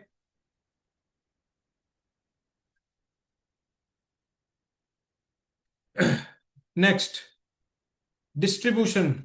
अगर तीनों नंबर आपके प्लेन में है, माने 2, 7, 9, 8, 1, 6 जो भी नंबर है, अगर तीनों नंबर प्रेजेंट है, तो वो प्लेन आइडियल है, आपके तीनों नंबर की एनर्जी आपको दे रही है। अगर तीनों में से सिर्फ 2 नंबर प्रेजेंट है, एक्सेप्टेबल है, खराब नहीं है, बैलेंस्ड है, ठीक है, बहुत खराब भी नहीं है बहुत पूरा भी नहीं है।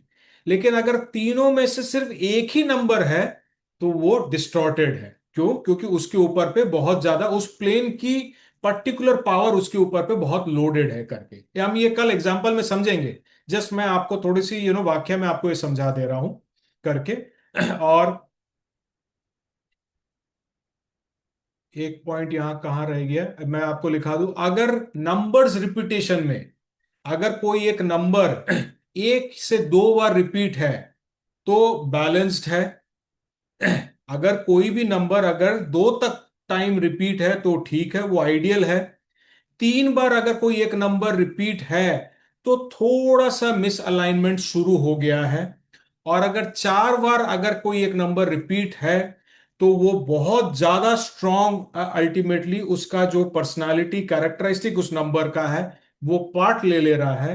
और 4 से अगर ज्यादा हो जा रहा है रिपीट तो वो बहुत ज्यादा डिस्टॉर्टेड है। रिपीट नंबर में आपके डेट ऑफ बर्थ के हिसाब से मैं बता रहा हूं कि कोई भी अगर नंबर अगर 1 से 2 बार रिपीट है तो बैलेंस्ड है, 2 से 3 बार है तो थोड़ा मिसअलाइंड है, 4 बार है तो बहुत स्ट्रॉन्ग पावर ले रहा है करके डोमिनेंट की तरह से, और 5 बार होने का मतलब है कि वो पूरा डिस्टॉर्टेड है। इमीडिएटली अलाइन जरूर हमें करना है रिपीटेशन के नंबर के हिसाब से। तो ये आपके ग्रिड का जो है, आईपीओ ग्रिड, जो आज आपने इनपुट प्रोसेस आउटपुट ग्रिड को आपने सीखा है करके, इसको कल हम थोड़ा सा और कुछ एग्जाम्पल के हिसाब से थोड़ा सा जानेंगे कि इसकी एनालिसिस कैसे करते हैं। और आप लोग जिन्होंने आज सीखा है, आज थोड़ा सा कोशिश करके आप देखिए इस आईपीओ ग्रिड को बनाकर, जो लोग न्यूमरोलॉजी को जानते हैं, और एनालिसिस करके देखिए कि आपकी एनालिसिस कैसे आती है। You will see there would be much much differ, आपका डिफरेंट करेगा लोशु से और आपके वैदिक को ग्रिड से लेकर करके। बताइए अभी तक के अंदर में जो आपने सीखा है उसके बारे में, क्या क्वेरीज या कोई कोई चीज है जो आप नहीं समझ पाए हैं? कल हम डोमिनेंस साइकिल को सीखेंगे करके, बहुत इंपॉर्टेंट, जो आप सब क्योंकि जिस एज पे हैं आपके लिए वो सबसे ज्यादा इंपॉर्टेंट है, और उसकी एनालिसिस से ही आपकी आज की एनालिसिस जो है वो निकलेगी करके। कहीं कंफ्यूजन तो मैं ठीक है, मैं समझ सकता हूं कि कंफ्यूजन है करके।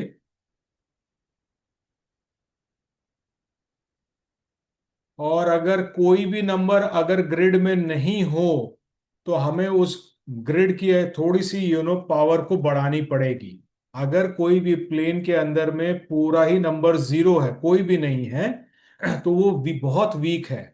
तो हम जैसे कहते हैं कि हमें चेन ऑफ सीक्वेंस चाहिए, तो हमें उसको किसी भी तरह से रेमेडी करके उस नंबर को एक्टिवेट करना है, जिससे कि अल्टीमेटली वो आपके पावर में आए। और वो नंबर आपके हॉरिजॉन्टल प्लेन ज्यादा इंपॉर्टेंट है रादर देन वर्टिकल प्लेन। अगर वर्टिकल प्लेन से ज्यादा आपके हॉरिजॉन्टल प्लेन पे आपको हर समय ध्यान देना पड़ेगा। जी हरजीत बताइए। हाँ सर जी, आपने जो वो 9 नंबर्स दिखाए थे ना, मूलांक, भाग्यांक, एक्सप्रेशन नंबर, जी तो उसमें से कुछ नंबर के कैलकुलेशन नहीं है, तो क्या उसके कैलकुलेशन मिल पाएंगे? हरजीत, एक्चुअली आज की आपकी आवाज इतनी इको कर रही है कि मैं क्लियरली सुन नहीं पा रहा हूँ। That is the only problem. आप कोई अगर बता पाए कि वो क्या। आपने आपने जो वो 9 नंबर दिखाए थे ना, मूलांक, जी, भाग्यांक तो उसमें से ना कुछ नंबर्स के कैलकुलेशन नहीं है हमारे क्या पास। नंबर नहीं है? उसके कैलकुलेशंस के नंबर नंबर के कैलकुलेशन हमारे पास नहीं है।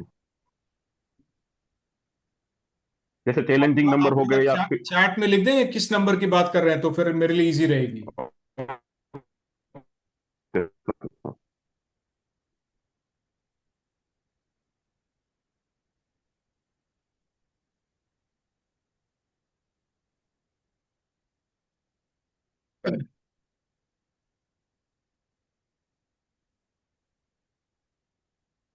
I guess, sir, I guess he's talking about the number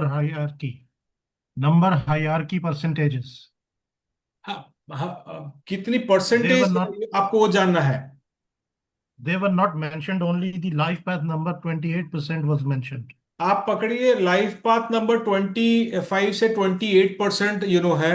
अगर मैं उसको जो है ना मैं आपको डाल दूंगा। Psychic Yeah. नंबर जो है वो एटलीस्ट आपके 20 से 22%, आपके लाइफ के 40% से 50% ये दो नंबर ही कवर करते हैं। ये Okay. आप पकड़ के चलिएगा, लाइफ के सबसे दो आपके मूलांक और भाग्यांक है, 45 से 50% यही आपको कवर करेंगे। एंड उसके बाद जो है आपका नामांक, नामांक आप पकड़ लीजिए 15 to 18% आपके हैं। उसके बाद मैं ये परसेंटेज का एक शीट बनाकर मैं ग्रुप के अंदर में डाल दूंगा करके। आपका यूनिवर्सल ईयर और मोबाइल नंबर आप पकड़ के चलिए 2 to 3% ही आता है, मैक्सिमम 4% आप पकड़ लें एज परसेंटेज। सो इसीलिए हम लोग मेजरली फर्स्ट 3 नंबर्स को पकड़ लेते हैं, क्योंकि वो आपके 65% को कवर कर जाता है। तो जब 65% ऑफ अगर आपका कवर कर जाता है तो वो आपके लिए सबसे इंपॉर्टेंट हो जाता है। दैट इज वाई हम इस 3 नंबर ट्रायड जो नंबर है कॉग्निटिव ट्रायड, ये मूलांक, भाग्यांक और नामांक को सबसे ज्यादा इंपॉर्टेंस देते हैं। और इसकी जो है, इनकी डोमिनेंस कैसी है, इनकी दो आपस में कैसी यारी दोस्ती क्या है क्या नहीं है, ये हम अल्टीमेटली कल इसको डोमिनेंस साइकिल से देखेंगे। और एक फॉर्मूला हम करेंगे कल, कैरियर अलाइनमेंट नंबर, जो आपके लिए इंपॉर्टेंट है, जिससे आप निकाल पाएंगे कि आपकी जनरल करियर अलाइनमेंट कैसी है और पर्सनल एक इस साल के अंदर में आपकी करियर की अलाइन कैसी रहती है। ये जो कर रहे हैं दीज आर एक्यूरेट, लेकिन सिंपल, जो सिंपल है, अगर हम इसके और डिटेल में जाएं कि आपका मनी मैग्नेट कैसा है, वेल्थ की पोटेंशियलिटी कैसी है, या कोई और पर्टिकुलर तो वो उसकी अलग अलग अलग अलग हम फॉर्मूला करते हैं। हम लोग यूजुअली उतने फॉर्मूला स्टूडेंट्स को नहीं सिखाते हैं, हम लोग पहले लेवल में 18-20 फॉर्मूला, नहीं तो जब आप इतने में ही कंफ्यूज हो जाते हैं तो अगर हम आपको 30-40 फॉर्मूला सिखा देंगे तो आप पूरे कंफ्यूज हो जाओगे। तो हम करियर, वेल्थ और रिलेशनशिप और हेल्थ, इसके मेजर मेजर सिखाते हैं, जिससे कि आप एनालिसिस कर सकते हैं करके।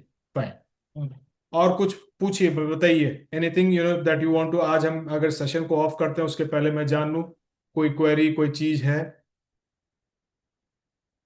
और कुछ जानना बाकी है आपको। स्निग्धा जी, आपको क्लियर होता रहा है? सर थोड़ा वीडियो वापस देखो। थोड़ा है, ओके ठीक है, चलिए हो जाएगा हो जाएगा, डोंट वरी। बट देखिए, न्यूमरोलॉजी का पार्ट ही यही है कि आप उसको जितने आप प्रैक्टिस करेंगे, एनालिसिस करेंगे, ये 3 दिन के बाद मैं चाहूंगा आप एनालिसिस कीजिए, ढेर सारे अपने रिलेटिव्स और एंथन के एनालिसिस कीजिए। आप देख पाएंगे एनालिसिस करने के बाद में बहुत सारे चीजें जो मैच करेगी, फ्रिक्शन कहाँ है, हमें प्रॉब्लम निकालना है, हमें पग पग पे प्रॉब्लम निकालना और उसे ठीक करना है। वो ठीक होगी, ऑटोमेटिकली अलाइन होती जाएगी करके। तो यही अल्टीमेटली कॉग्निटिव न्यूमरोलॉजी का काम। मुझे 2 से 2.5 साल मैंने पढ़ाना बंद कर दिया था, because I had to create everything through this numerology. और ये जो बार बार जो वीडियोस में आ रहे थे, जो कंफ्यूजन का पार्ट था, मैं भी बहुत कंफ्यूज हो जाता था कि मुझे समझ में नहीं आ रहा है ये हो कैसे रहा है, बिकॉज जो मैं एनालिसिस कर रहा हूँ ये उससे तो मैच नहीं कर रहा है। तो that is why then only I had to come out with this complete theory. और आहिस्ते आहिस्ते करके मैं फिर ये न्यूमरोलॉजी के पार्ट में, although this is not my complete profession, but फिर भी अब ये मेरा कंप्लीट प्रोफेशन हो गया है करके। सो टुमारो अगेन हम 4 o'clock जो है सेम टाइम पे मीट करेंगे। जो लाइव आ रहे हैं प्लीज लाइव रहिएगा। आपकी कंफ्यूजन क्या है ना, मैं वीडियो से देखकर सीखकर पे उतना ज्यादा I don't take it. Live में क्या होता है कि आपकी कोई भी कंफ्यूजन रहती है, अगर आपकी नहीं है तो किसी और की है, तो उससे भी आपकी क्लियर हो जाती है। एंड देन आफ्टरवर्ड्स क्या है कि मैं तो हूं ही, आई एम देयर ऑलवेज, जहां आप मुझे पर्सनली डीएम कर सकते हैं करके। Yes, it is absolutely Deepak ji. ये मेरे मैंने पूरे के पूरे पैशन, क्योंकि मैं साइकोलॉजी को जब मैं स्पिरिचुअलिटी के साथ में जोड़ पाया, जो साइकोलॉजिस्ट लोग ढेर from thousands of years they never use to believe कि कोई साइकोलॉजिस्ट स्पिरिचुअलिटी में बिलीव नहीं करता, और कोई स्पिरिचुअलिटी जो स्पिरिचुअल है वो साइकोलॉजी में बिलीव नहीं करते हैं। So that is why when science meets, with the spirituality, so this is something जो मेरे को सबसे ज्यादा excite किया है automatically, and I had to make everything from scratch, starting से लेकर end तक cognitive का जितना part है मुझे scratch से इसको start करना पड़ा है करके। But I thank you everybody कि आप सब लोग ने इतना interest दिखाया करके, you were here for at least 90 minutes, and मैं चाहूंगा कि आप कल भी और परसों भी at least यहाँ ज्वाइन करें। ठीक है, thank you very much, thank you so much.